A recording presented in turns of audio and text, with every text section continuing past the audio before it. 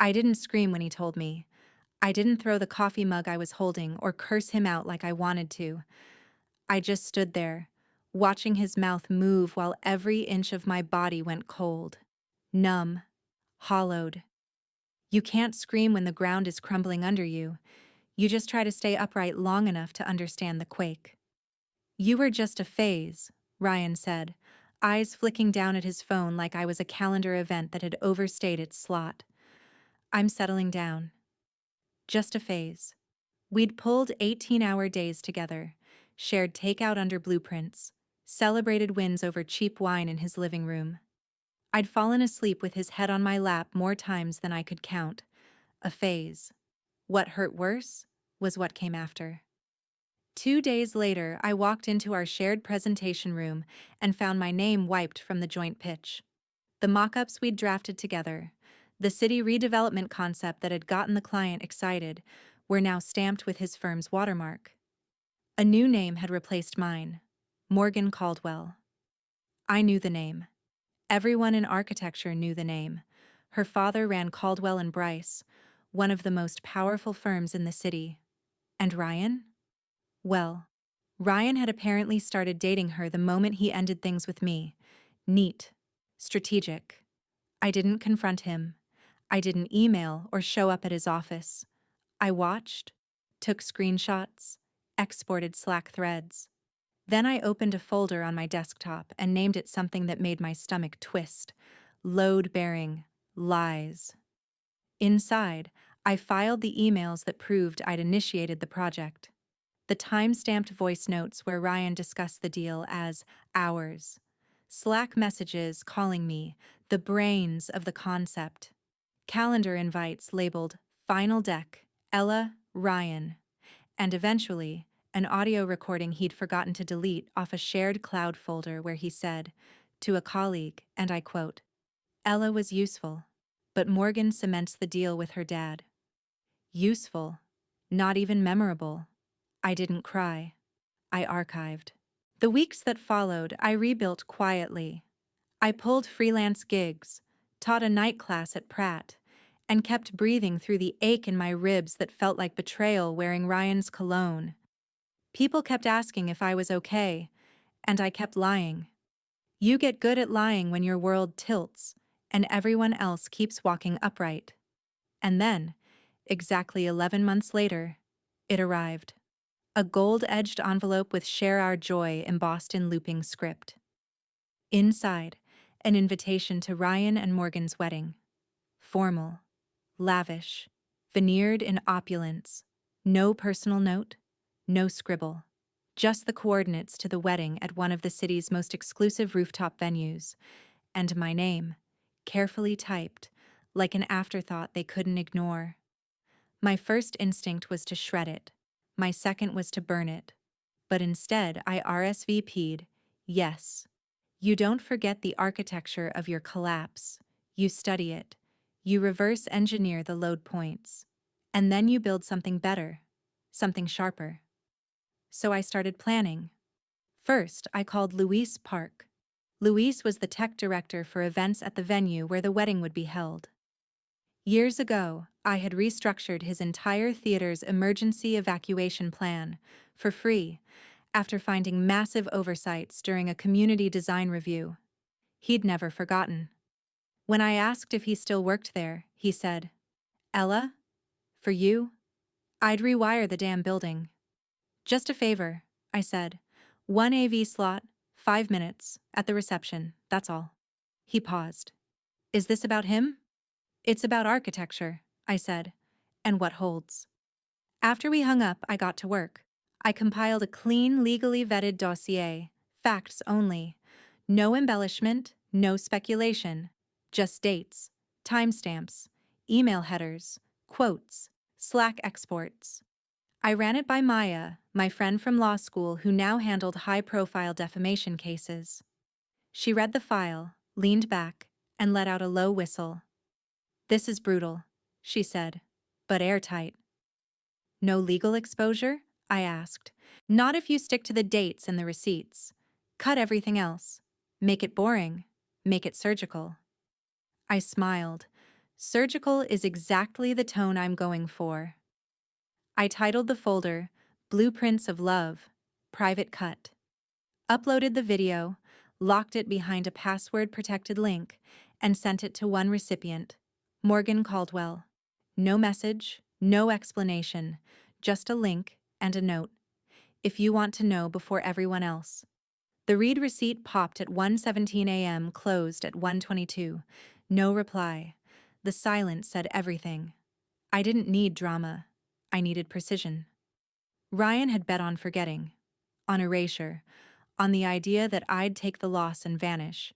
He didn't know me at all. On the day of the wedding, I wore white. Not bridal white. Not soft ivory. Architect's white.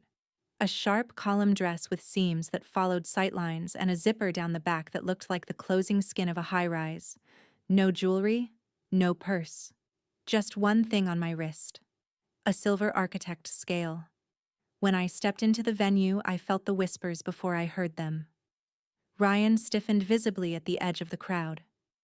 Morgan, glowing, walked toward me with the measured poise of someone who'd decided to rise above. "Ella," she said, "thank you for coming." I looked her dead in the eye. "We were closer than he remembers," I said. "Closer than you know." Then I handed the AV manager a hard case. Luis's guy. He nodded, slipping it into the run-of-show schedule under the family montage slot. It was almost time. The stage was set. The thing about a gold envelope is that it doesn't feel like paper. It feels like a statement. It arrived 2 days before my birthday, sandwiched between a utilities bill and a flyer for teeth whitening, which somehow made it worse. I knew what it was the second I saw it. Thick cardstock, gleaming edges, my name in a font trying too hard to be elegant, a wedding invitation. I didn't open it immediately. I let it sit on my counter like a ticking clock. Every time I passed it, something in me flinched, like muscle memory from a blow I hadn't admitted was still bruising me. Finally, at midnight, I broke the seal. It wasn't personal. There was no note, no photo, no handwritten touch. Just the phrase, "Share our joy," embossed across the top in ornate cursive, followed by Ryan and Morgan's names in a pairing that felt like a rebrand more than a romance. The date. The location. Formal attire requested. I stared at it like it had been addressed to the wrong version of me, the girl I used to be when I still thought loyalty mattered. When I still believed people wouldn't weaponize your heart if they could monetize your ideas instead. I poured a glass of wine. Then I poured it down the sink. I didn't want to dull the edge.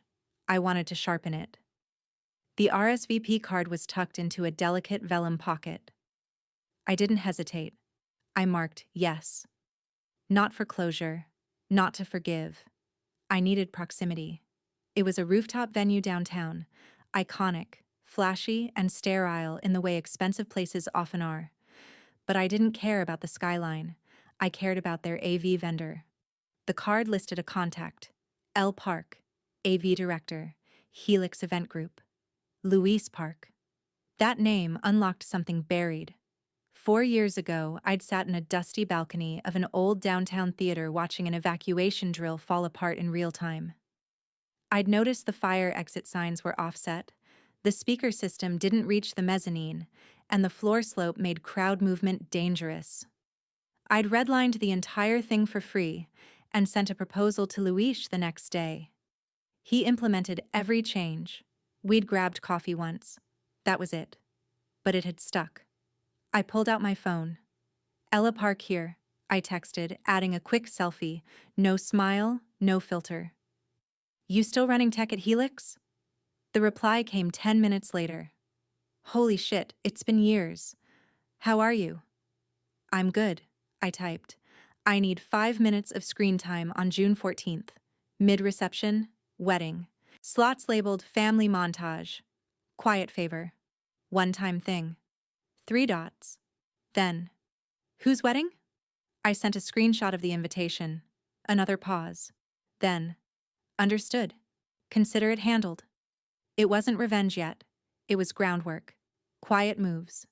Architects don't smash things. We dismantle strategically. That same night, I pulled up the folder. Load-bearing lies. It had grown since the last time I'd opened it. I'd added dated audio files from Zoom calls where Ryan talked about relational capital. One, in particular, stood out. Him laughing on a late call, saying, "Ella was a stepping stone. Morgan gets me in the door with her dad." Header strip visible. Call log time-stamped. Nothing doctored. I kept it simple. 3 clean exhibits. Each one titled like a legal document. Each one designed to land with precision, not drama. This wasn't about hurting him.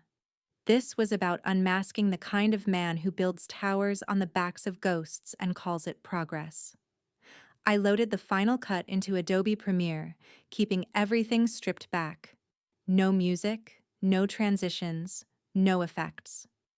Just black title cards and raw receipts. Then I uploaded the file to a private hosting server and set the visibility to Only with Link. The title I gave it? Blueprints of Love, Private Cut. I wrote a note. If you want to know before everyone else. I sent it to Morgan's email. Not her work address. The personal Gmail she used for vendor inquiries.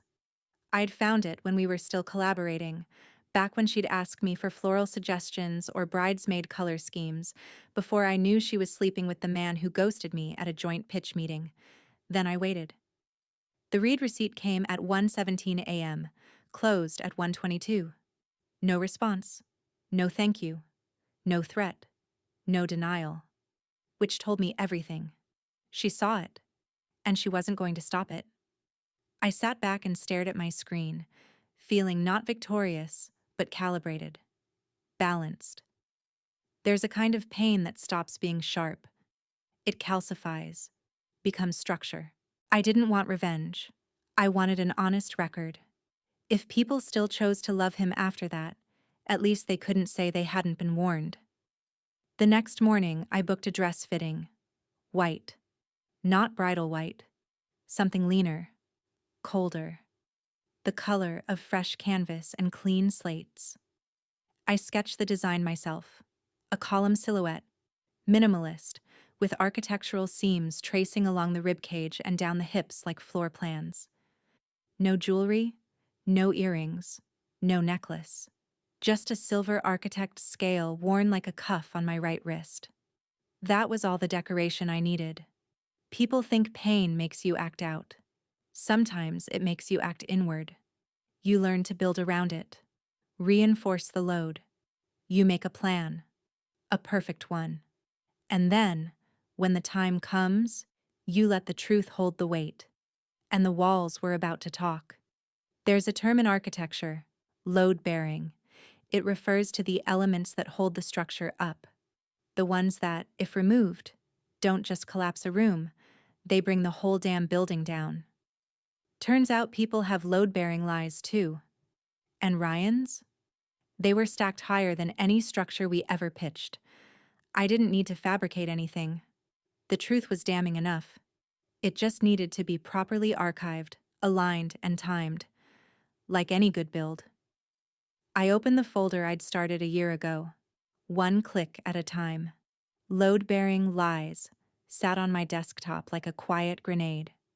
Inside were subfolders named by month, digital strata of betrayal. First came the emails. I ran a headers audit using a forensic plugin Maya recommended. It verified the sender, recipient, time of delivery, and IP source. I exported all of them into PDFs, highlighting specific threads where Ryan referred to me as the lead on this proposal, or Ella's vision really sold the board. Then I overlaid those against later emails, the ones with Morgan CC'd instead of me. Identical proposal language lifted straight from my drafts. No edits, no acknowledgement. Just repackaged for corporate favor. Second layer, Slack logs. Ryan always treated Slack like a private backroom, like those messages disappeared once the thread went quiet.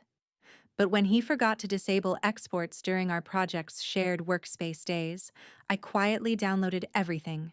One quote stood out. Team channel. Time stamped on a Friday night at 8:42 p.m. Love isn't a feeling, it's leverage.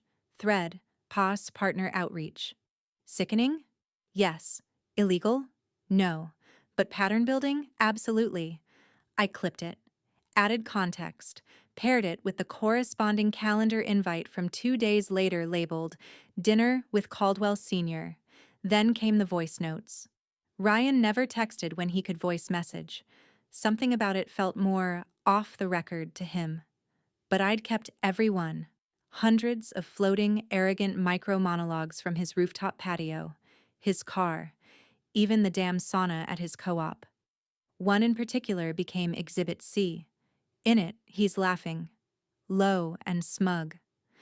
We bury the conflict in disclosures. Judge won't look that deep. And by then, deal's inked. The subject of the message? A contract we'd flagged during our competition entry. We had been required to declare any pre-existing relationships with selection committee members. Ryan had argued, it's a gray area. Turned out, it wasn't gray at all. It was Morgan's father. I double-checked the call's metadata. It matched perfectly with the day we filed our submission. A match to the minute. That wasn't gray. That was fraud in a tailored suit. Once I had the raw materials, I structured the film like a courtroom opening argument. Tight, chronological, backed by receipts. The timeline unfolded clean. February. Project pitched jointly. March. Ryan begins attending meetings solo. April. My name disappears from decks. May. Email evidence of misattribution. June. Submission filed under C&B, with Morgan listed as lead architect. I created title cards for each segment. Exhibit A, the switch. Exhibit B, the rewrite. Exhibit C, the bury.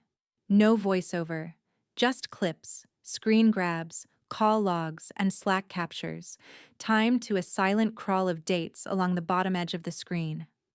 I kept the transitions sharp. Black fade in, black fade out. Maya reviewed the final cut. You're walking the legal tightrope with surgical grace, she said. No opinion, no accusation, just fact. That's all I need, I replied. This is brutal, she added, but you're not breaking any laws. You're just holding a mirror. Exactly, I said, closing my laptop. It's not defamation if it's true. To be safe, I included a short disclaimer card at the start. This presentation is a compilation of publicly sourced communications, documented correspondence, and time-stamped records relevant to a professional partnership between Ryan Wells and Ella Park. Viewer discretion advised. I rendered the file and locked it behind a private URL with password protection. Then I created a second version with a new title card. Blueprints of Love, Final Cut.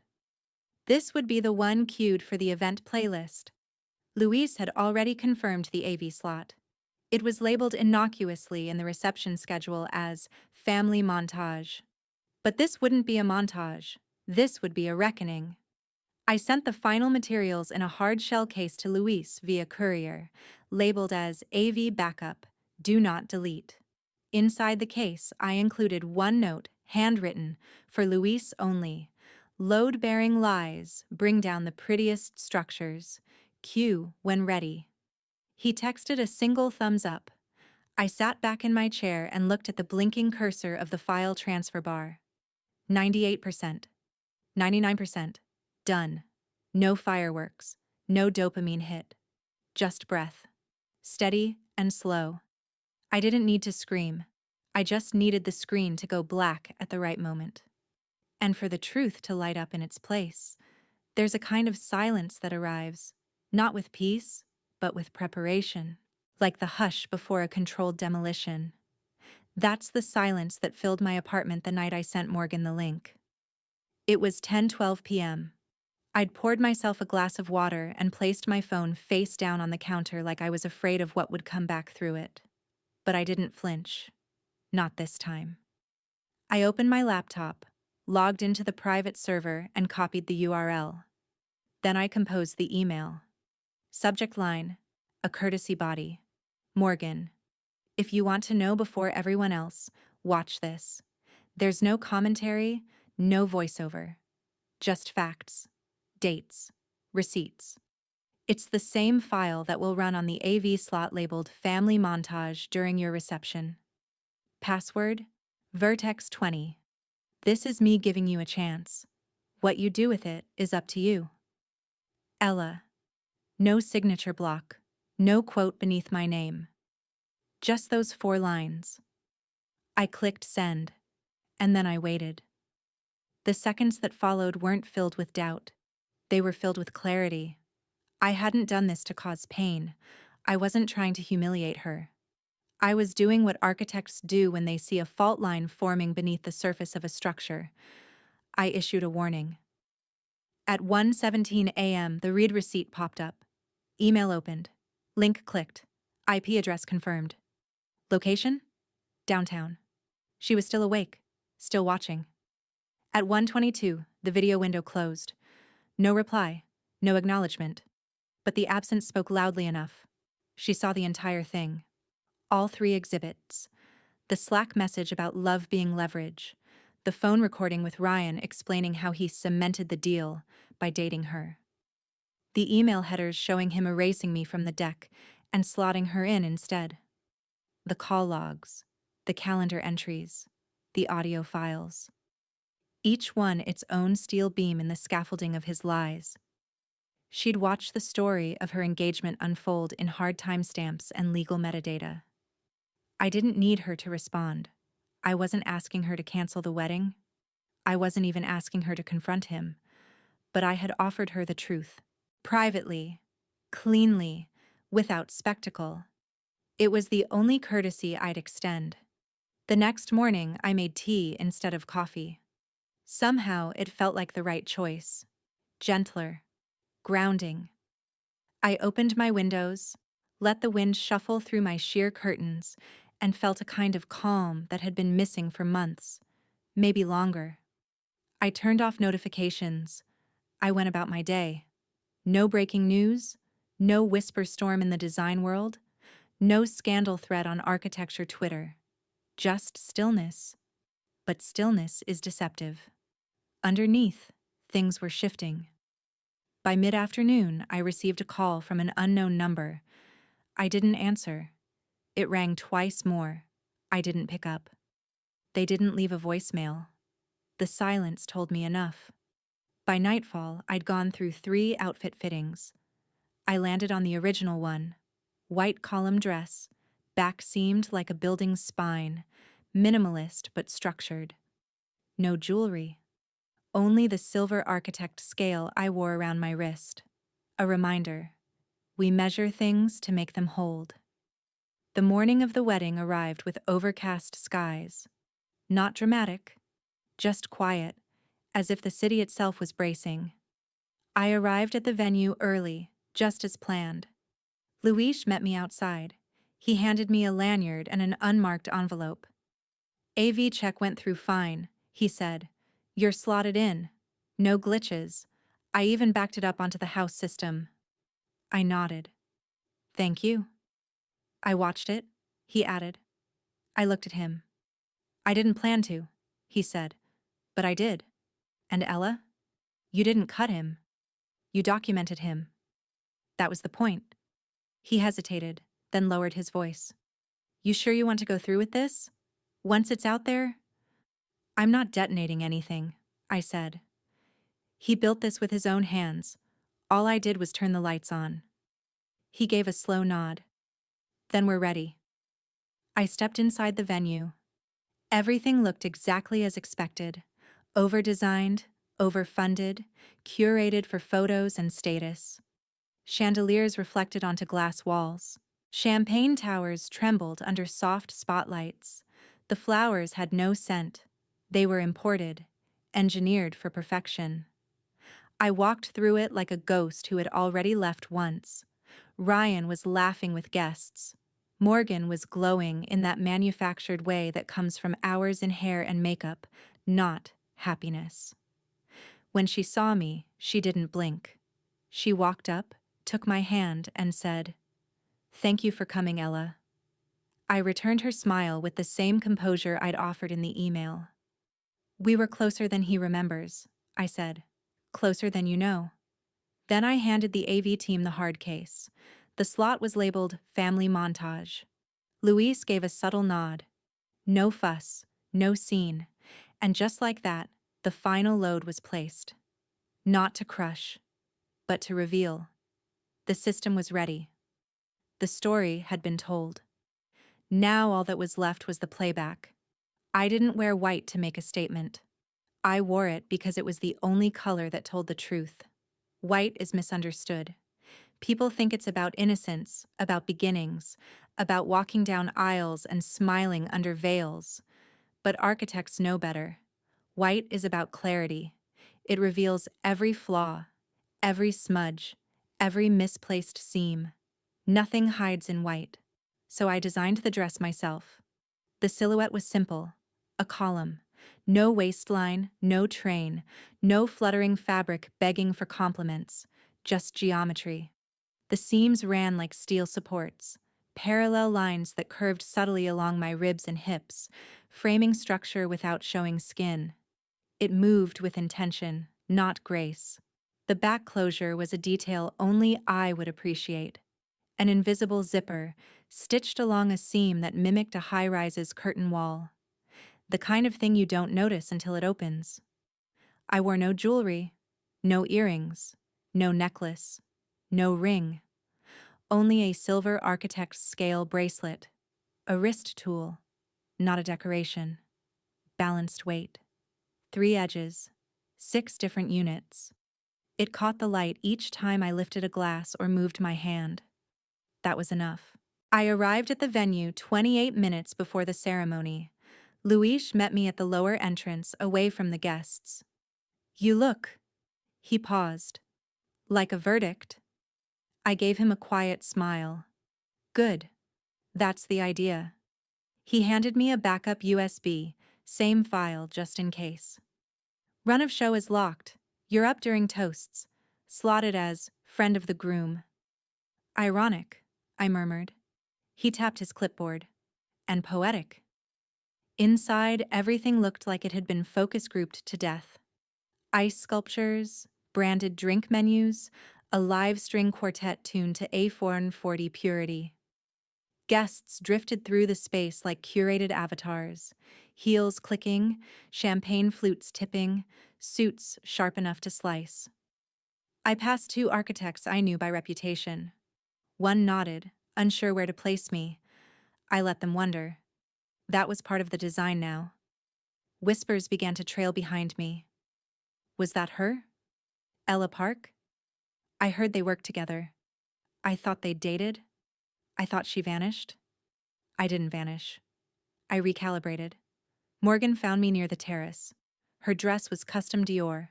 Lace overlay, blush undertone, sheer sleeves. Expensive softness built to photograph well. Her makeup was perfect. Her smile was not. "Ella," she said, voice even. "You came." I said I would. "You look." She didn't finish. I wasn't going to help her. We stood in silence. Behind her, Ryan was laughing with the head of a planning firm he'd once called a dinosaur in a tie. I watched his body language, relaxed, confident, gesturing like a man in control of the narrative. That was the problem with men like him. They thought confidence was proof. Morgan touched her earring, subtle, a nervous tick. I said, "We were closer than he remembers." Her eyes flicked to me. "Closer than you know," I added. She didn't reply. She didn't ask me to explain.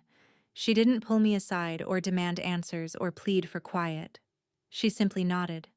And that, more than anything, told me she believed every second of the video. I left her standing under a cascade of artificial florals, walked to the bar, and asked for club soda with lime.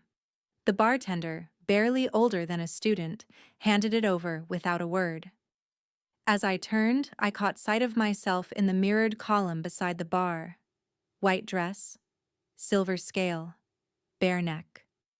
I didn't look like the woman who'd cried in an Uber after being ghosted from a pitch presentation. I looked like something clean, uncompromising, a reflection made of lines, not curves, no frill, no softness, just design. I took a sip. It was cold, bracing. Ella? The voice came from behind. I turned. It was Martin Gold, one of the judges from the competition Ryan and I had entered together. The one our pitch had supposedly lost. Except we hadn't. We'd won. And the project had gone to Caldwell and Bryce 3 weeks later. Martin, I said. I almost didn't recognize you, he said. You look... Again, the unfinished sentence. Different? I offered. No. Complete. I tilted my glass toward him. Good to see you. Still working on civic spaces? In a different capacity. He looked around. Funny thing, he said. The winning entry last year looked suspiciously like the concept you and Ryan submitted. I remember the facade mapping. It was your style. I didn't respond. Martin cleared his throat. Anyway, if you're ever looking for collaborators, I'm leaving C&G next quarter. Going independent. Noted, I said. He offered a card. I took it. As he walked away, I slipped it into my clutch. Another door. Another choice. One I wasn't ready to make, but might be, after tonight. The MC's voice rang out over the speaker system. Ladies and gentlemen, please find your seats. We'll begin the toasts in 5. I took one last sip of soda, then left the glass on a passing tray. No nerves, no adrenaline. Just that same quiet before controlled demolition. Time to test what holds. The moment I walked into the main hall, the temperature of the room shifted. It wasn't the air conditioning, it wasn't the champagne, it was me. I was the ghost in white that no one expected to see, not because I was unwelcome, but because I had been written out. The way you delete a slide from a deck and assume it never existed. But I had returned, not to haunt, to witness. The lights inside the rooftop venue glittered like polished secrets. Chandeliers casting fractured halos. Marble floors clean enough to reflect the version of yourself you wanted people to believe. The guests shimmered in cocktail dresses and tuxedos, laughter pitched just a touch too loud. Then they saw me. Heads turned. A low ripple moved through the crowd. Not panic, not gossip. Something older, something closer to respect. It was the white dress. White, but not bridal. Not soft. Not shy.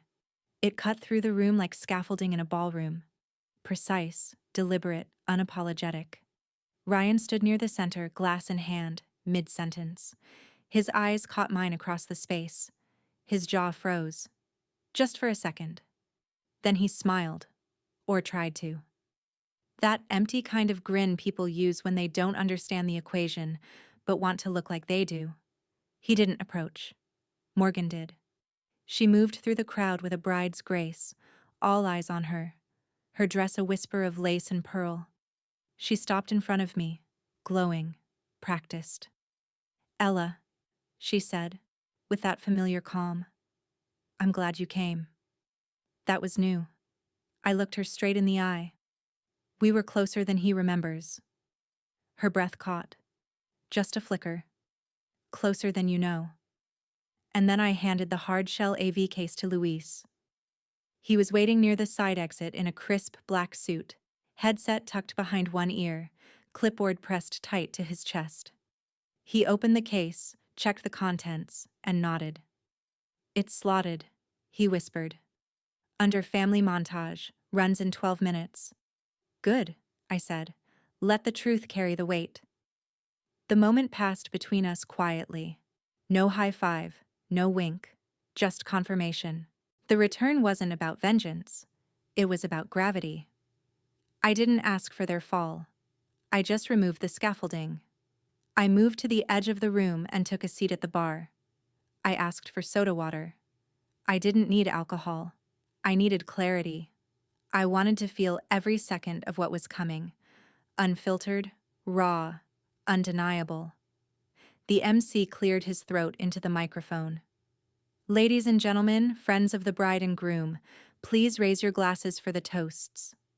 Applause fluttered. Ryan's best man, some finance bro I vaguely remembered from rooftop parties, gave a warm, forgettable speech about loyalty and growth and love that wasn't built overnight. He cracked a joke about Ryan's messy college apartment.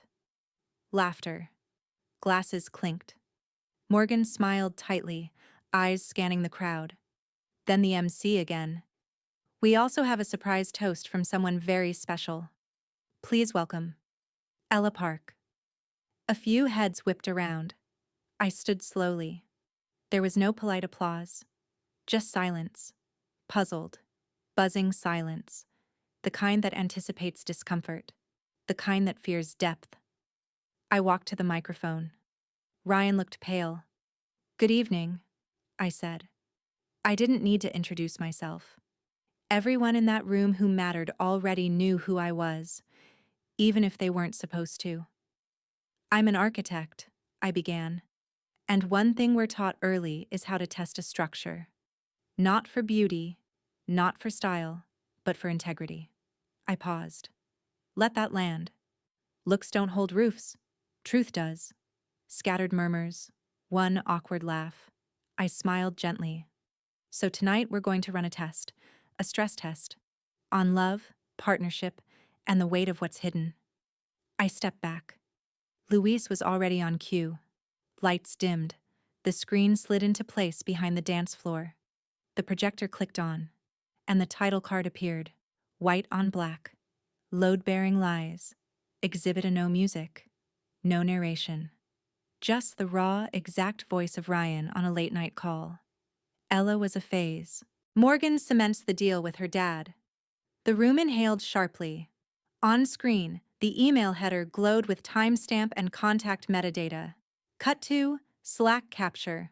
Love isn't a feeling, it's leverage. Team, Tao and partner outreach. Gasps. Silence. Cut again. A voice note, Ryan's unmistakable tone, amused. We bury the conflict in disclosures. The judge isn't looking. Subject, submission filing. Timestamp matches the ethics clause deadline. Then the screen went dark. No outro. No credits. No voice to explain. Just silence. Thick and impenetrable. Morgan didn't move. Ryan did. He stood, stumbling slightly, and looked around the room like a man suddenly unsure where the walls were. The guests stared. Some with confusion. Some with horror. A few with the dawning expression of people realizing they had praised a fraud. Luis tapped the mic. Bar service is paused. Please remain seated. Venue protocol requires review of reputational concerns under Clause 12.3, Ethics and Disclosure. It wasn't scripted. It was structural. The return wasn't loud, but it hit like gravity. For 5 full seconds after the screen went black, no one in the room moved.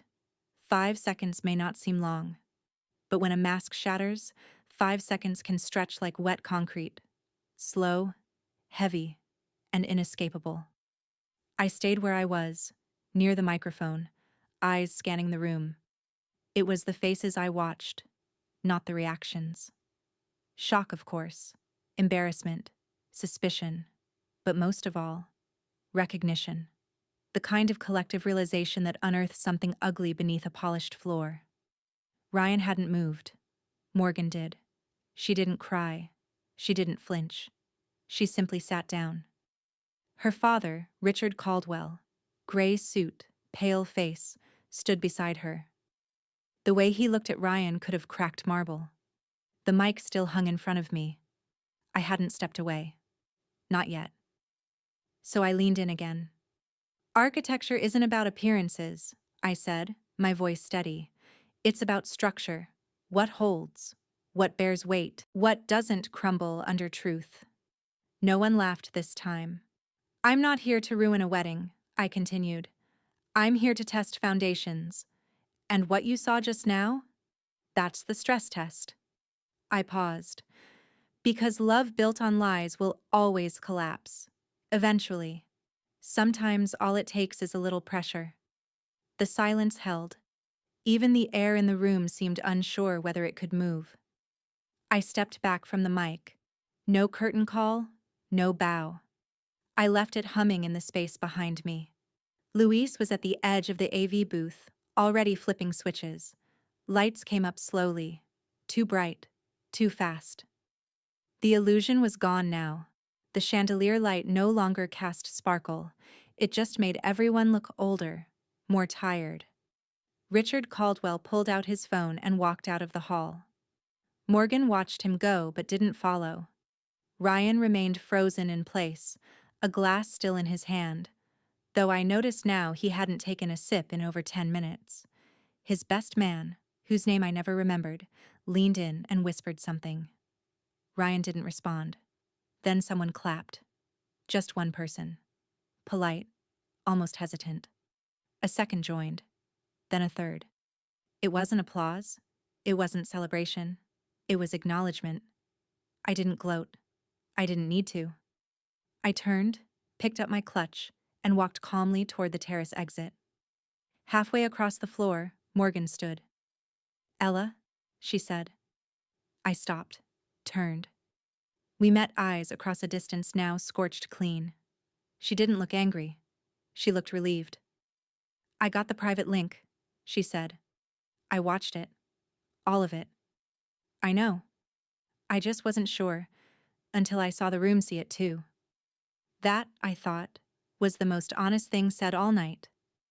"I sent it to you first," I told her, "before everyone else, because I didn't want you to find out like this." She nodded quietly. "I believed him," she said. "I let myself believe him, because the version of him I wanted was so much better than the one I saw tonight." Her voice wasn't bitter, just tired. "That version didn't exist," I said. "You didn't build it. He did." Morgan glanced toward the head table, abandoned now. Champagne flutes half full, candles flickering like warning lights. "I don't think I'll ever forget what he said on that call," she whispered. "The one about me cementing the deal." "You shouldn't," I said. "But you should also know. I didn't show that to hurt you. I showed it so no one else would be hurt the same way." She didn't reply, but she understood. I reached into my clutch and pulled out a small envelope, thicker than the RSVP, lighter than the hard case. I handed it to her. "What is it?" "Everything I didn't show publicly," I said. "The rest of the Slack exports. The email string where he tried to trademark my concept. The bank transaction to the ethics liaison. Just in case anyone tries to deny it happened." Morgan took the envelope like it was glass. "You're not the only one he used," I said. "But you might be the last." I turned before she could say anything else. As I stepped outside, the city hit me in full. Wind slicing between buildings, the skyline jagged and sharp. It was beautiful in its own way. Honest. Behind me, inside the ballroom, the guests were beginning to murmur again. The pressure was lifting. But not for Ryan. He would be frozen in that moment for a long time. Luis joined me on the terrace. "It's done," he said. "I disabled the final toast playlist, cued background music. It's just static now." I nodded. "Venue managers invoking the ethics clause," he added. "Bars closed. Media team pulled the live stream. HR already pinged Ryan's firm. They're locking down any statements." I closed my eyes. Let the wind touch my face. "You want a ride?" he asked. "No," I said. "I walked here. I'll walk out." Because this wasn't an exit, it was a return, the kind you only make once.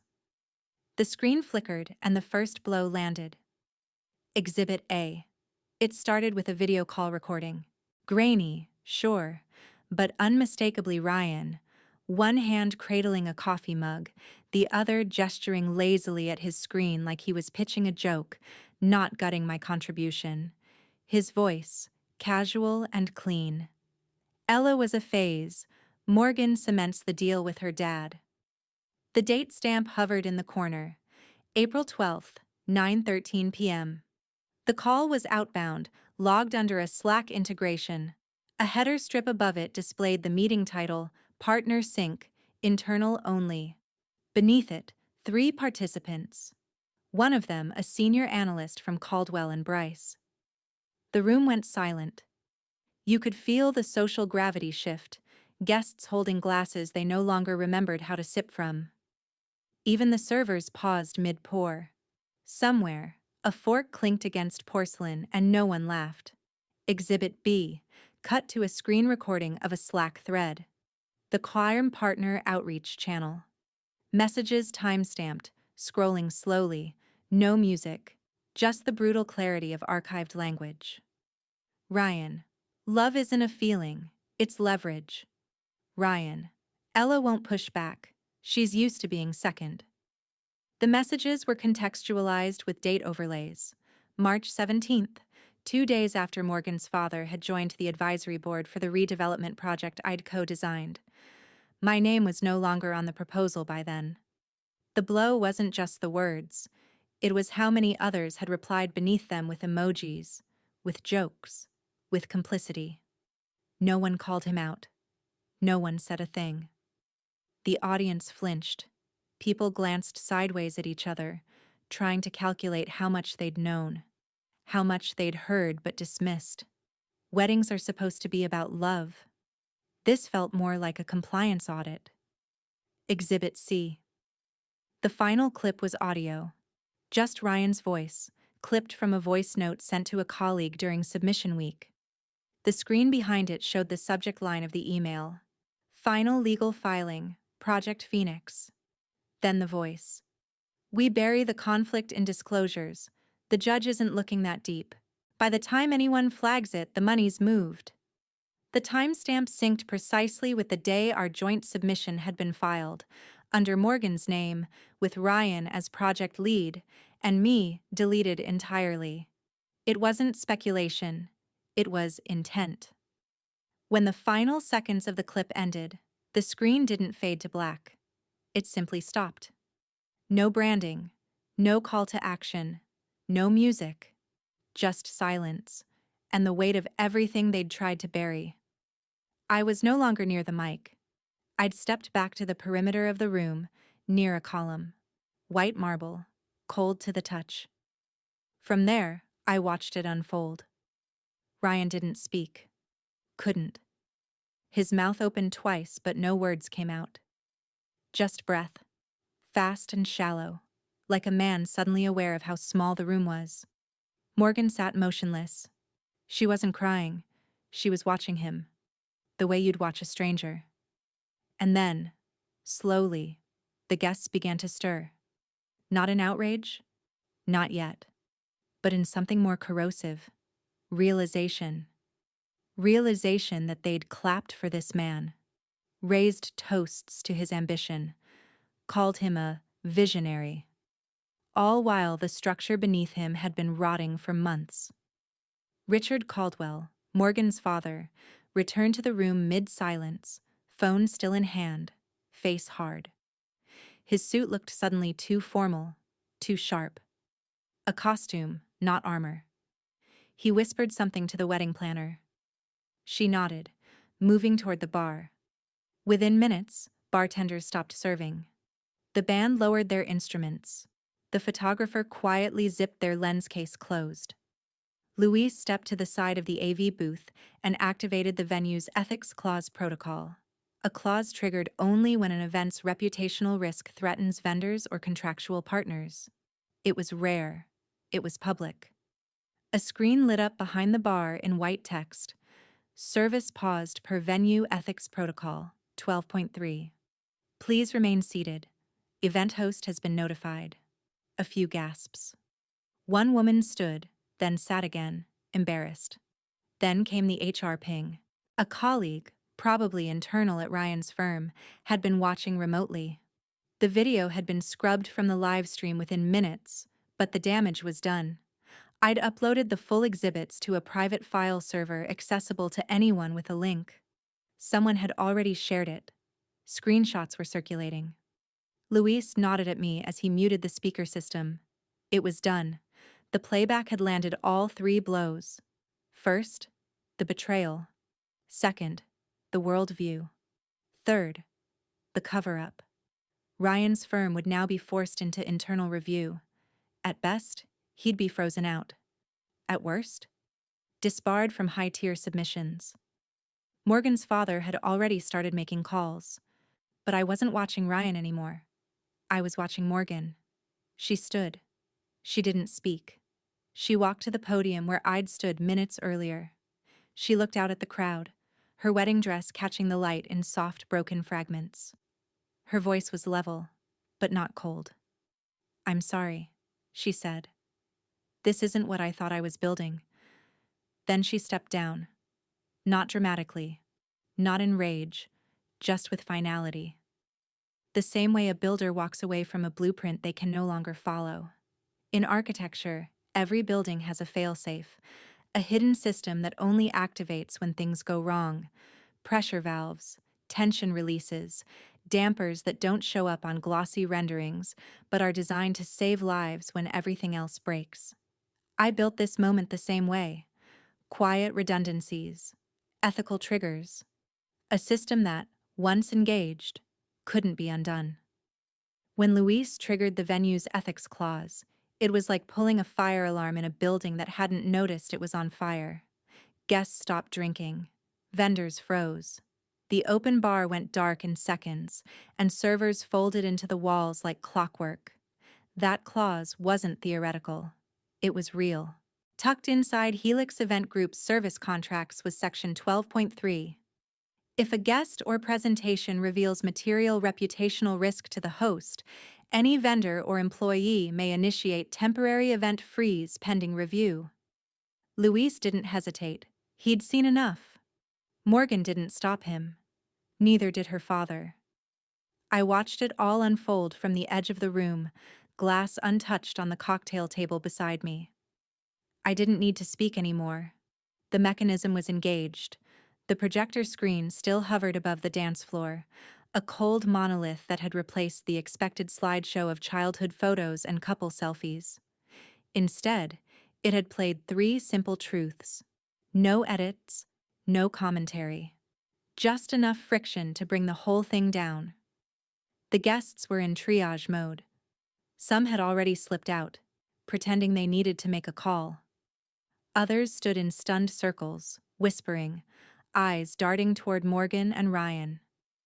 Morgan's father stood near the rear doors on the phone with his firm's managing committee. I saw his expression shift mid-call, jaw tightening, the phone pressed hard to his ear. He said nothing to Ryan, didn't even look at him. HR moved quickly. Someone from Ryan's firm, probably on a guest list, or maybe monitoring the live stream before it went dark, triggered an internal alert. I later found out what the message said. Subject: urgent, event conduct.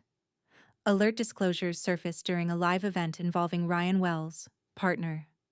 Potential conflict with client acquisition ethics. Pending external evidence submitted.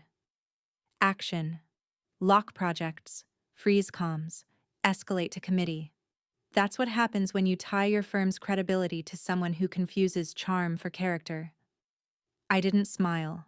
There was nothing giddy about watching consequences catch up. I simply stood there while the machine I'd engineered worked exactly as it should. This wasn't revenge. It was integrity enforcement.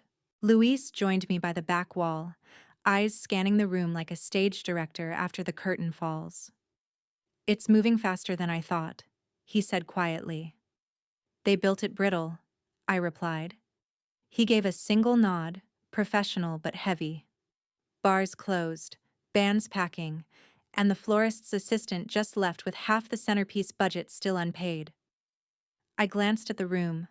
A woman in silver heels tripped slightly on a petal-strewn carpet and cursed under her breath. One of the groomsmen, tall, sunk in his tux like it no longer fit, leaned against the bar, whispering frantically into his phone. Probably trying to figure out how to spin what had just gone viral. Because it had. The video, Blueprints of Love, Final Cut, was already spreading. That was the other mechanism, the backup. If the AV had failed, or if Luis had been blocked, or if Morgan had buried the private link, I had contingencies. A timed post queued under an anonymous architecture ethics blog, a mirrored site, a cloud folder shared with 6 journalists, time-stamped and embargoed until the exact moment the screen faded to black. It was all already out there. By the time someone at Ryan's firm tried to yank the file down, it had been screen recorded, copied, tweeted, and backed up by at least 3 compliance watchdogs. One media account titled it, "When Love is Just Leverage, the Wedding That Imploded in Real Time." Another labeled it, "Truth as a Toast, a Masterclass in Professional Reckoning." I hadn't done this for press, but I knew press would come. Luis handed me a sealed envelope. "From Morgan," he said. I opened it. Inside, a single sheet of thick paper, handwritten.